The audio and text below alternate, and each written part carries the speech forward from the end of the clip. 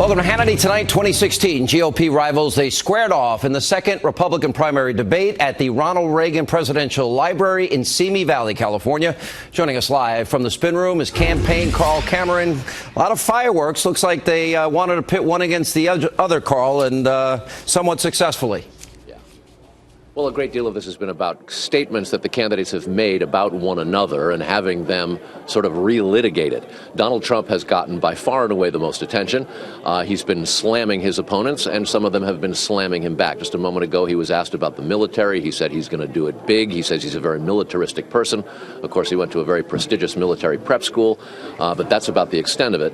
And he has been arguing with Carly Fiorina very, very extensively. Carly Fiorina and he have been sparring aggressively. Fiorina's shown her foreign policy chops and taken some shots at Trump.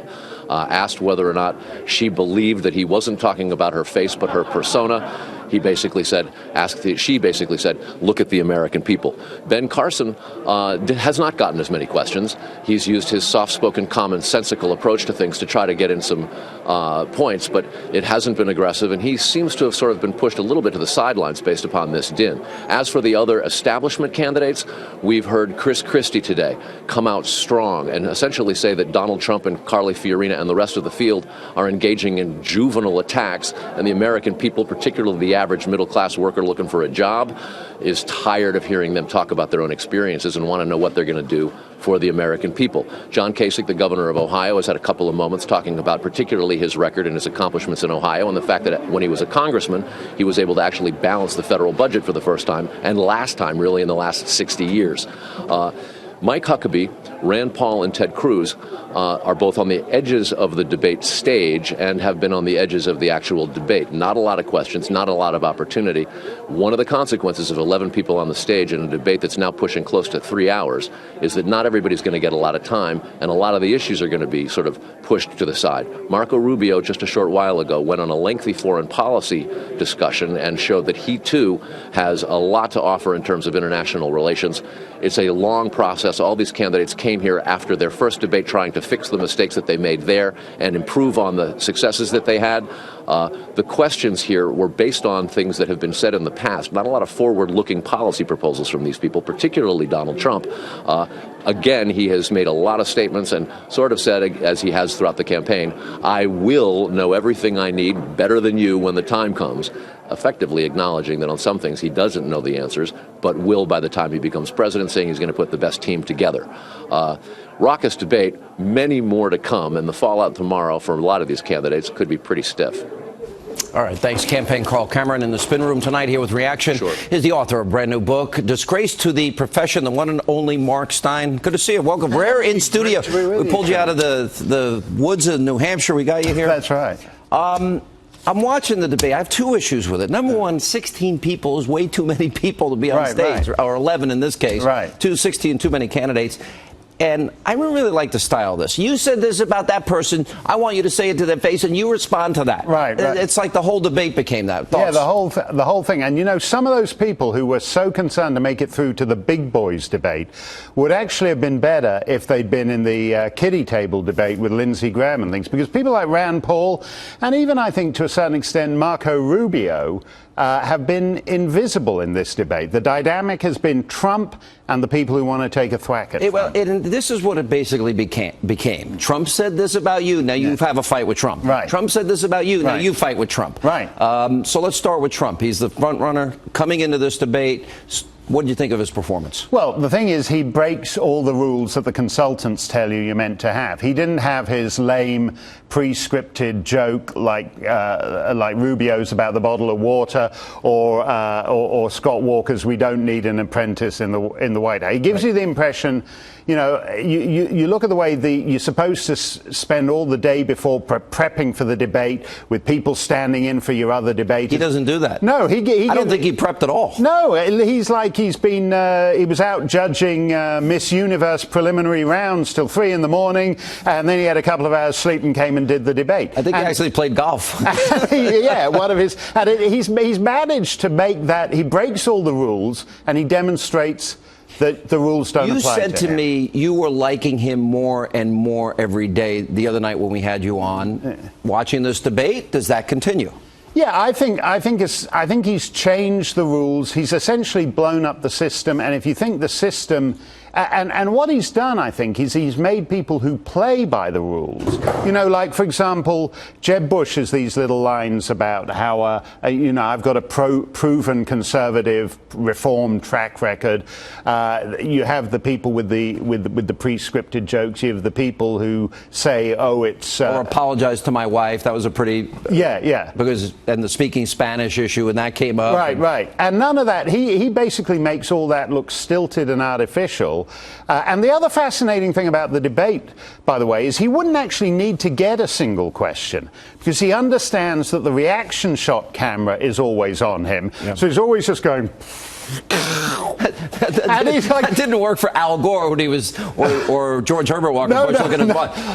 This was Al Gore. No, but Al Gore doing the size matters. No, that was terrible. But he's managed to make all that. And that one time when he just responded to Jeb Bush, he goes wrong. Will there be an impact in the poll numbers based on tonight's debate with Trump?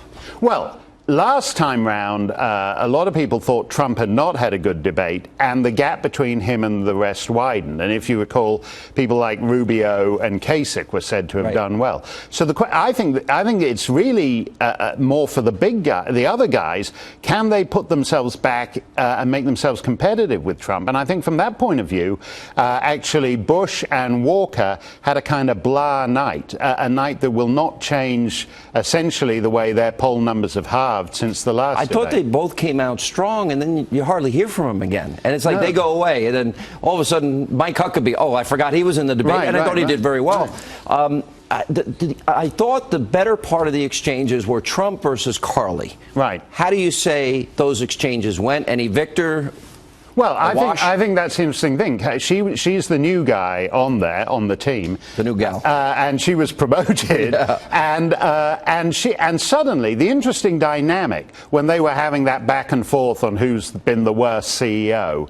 And it was almost as if being senator, being governor was entirely irrelevant. It's an interesting observation. What did you think of Christie coming in on the outside of that and saying, hey, it's not about who's the best CEO here. It's about the construction worker that doesn't have a job. Yeah, and I think that was a good... And I would say this, of the so-called conventional politicians, I thought Christie so far is having like a pretty good night.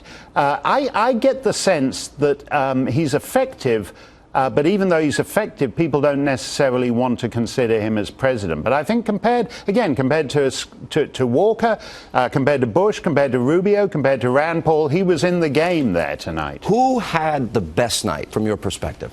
Well, I think you'd have to say of the non-Trump candidates, I think you'd have to say Carly Fiorina did. She's got some effective lines.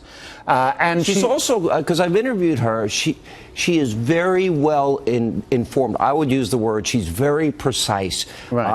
I would assume, I'm guessing, that she's very diligent in terms of preparation and understanding and briefing, and she does her homework. Yeah, and I think she's actually got quite a nimble mind. Yeah. So she doesn't retreat. She did a couple of her well-rehearsed lines tonight about flying is an activity, not an accomplishment. She did a couple of those. But she's actually very nimble at turning the question around and getting out what she wants to do about it. Do you see that translate to better poll numbers for Carly now that she has gotten on the main debate stage? I think it may do. I think there's going to... My sense is that the disappointments did not do anything, by which I mean the Bush, Walker, Rubio.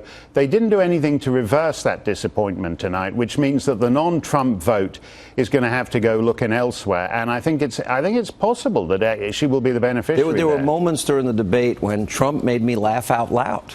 Because he's unfiltered.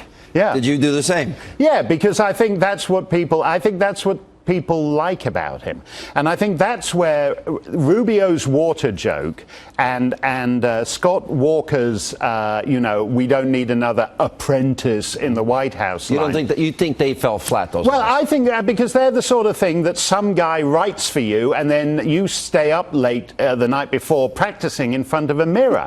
And the thing about what people like about Trump is there's obviously nothing he's practiced in front. And what they like about him is that he doesn't have consultants. He doesn't have minders. When the question was put to Carly, and she wouldn't give a direct answer, does Donald have the temperament to have his finger on the nuclear button? Right, right. And she wouldn't answer that question directly. No. She said it would be for the people. For the people to decide. Yeah. All right, that's kind of a cop-out. Right. Because it was an earlier statement. Now, do you think he showed the temperament tonight for somebody to be president? I didn't see him really blow up. He's Trump. He takes a few jabs. Well, look, you know, if I would love the depth and knowledge. Does he have the depth and knowledge, do you think? I think so. I don't think it matters. You know, it doesn't matter. Running for president doesn't mean being able to name the deputy trade minister of the South Sandwich Islands. That's not what it's about. It's about having a broad strategic vision of where you want to take the country. He actually, I think, is quite good on the specifics. He's quite good on things like the Bo Bergdahl. Immigration. He's quite good on Putin and Ukraine. He's quite good on North Korea. But the fact of the matter is that when people say, oh, you know, I'd love it if Calvin Coolidge was running, but he's not running. He's decided to sit out 2016. And after the kind of guys we've had, and if you're telling me, Sean, that a republic after 250 years can do no better than the son and brother of the previous president versus the wife of the previous president, I'd rather George III came back and got on the ticket. Because there's no point to a republic in that case. It's a very powerful statement, and one I agree with.